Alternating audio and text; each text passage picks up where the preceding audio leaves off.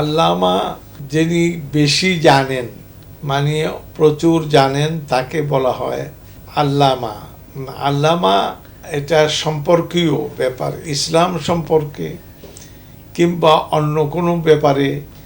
তো আমরা আমাদের আল্লামা আমরা খুব বেশি জানি এটা দাবি করব না, তবে লোকেরা মনে করে যে আলহামদুলিল্লাহ এরা জানে, সেই জন্য তারা আল্লামা বলে। কারণ প্রশ্ন যা ইসলাম সম্পর্কীয় যত প্রশ্ন যার জবাব তারা পায়, সেই জন্য আল্লামা বলে।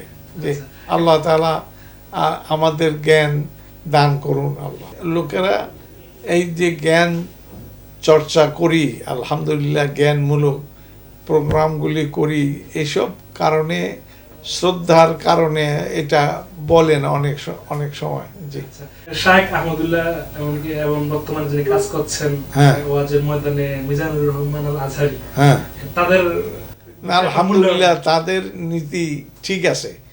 তাদের নীতি, আমি শেখ আহমদুল্লাহর এখানে গিয়েছি, আলহামদুলিল্লাহ আমি দেখে খুশি হয়েছি।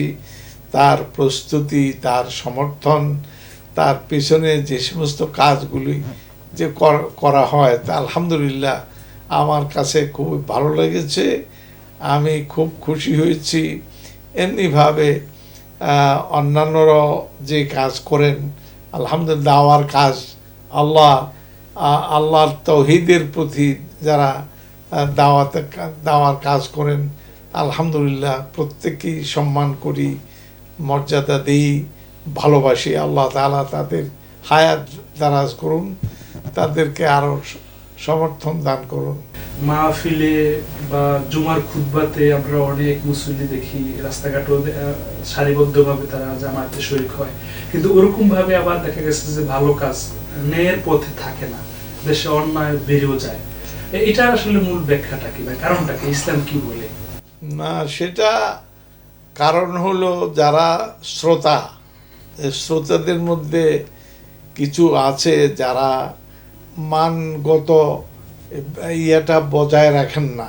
ভালো করে শুনতে হবে, এরপরে নিজের মধ্যে মন মগজে এটা রিজার্ভ করতে হবে, সেটা হয়তো করেন না।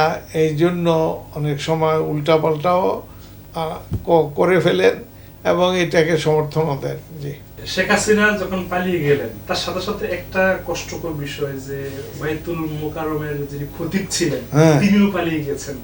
মানে এই বিষয়টা আপনি লক্ষ্য করেছেন কিনা? এটা বাইতুল মোকাররমের খতিব সাধারণত প্রধানমন্ত্রীর সমর্থনে হয়, হয়তো সেই দিক থেকে খতিব এটা মনে করছেন। আমি যেহেতু ওনার স্কুল অফ থটের সঙ্গে জড়িত ছিলাম, সুতরাং আমি এখানে থাকা, উনি চলে গেলে আমার এখানে থাকাটা নিরাপদ না, হয়তো সেই জন্যেই নিরাপত্তার ব্যাপারটা ভেবেই তিনি চলে গেছেন।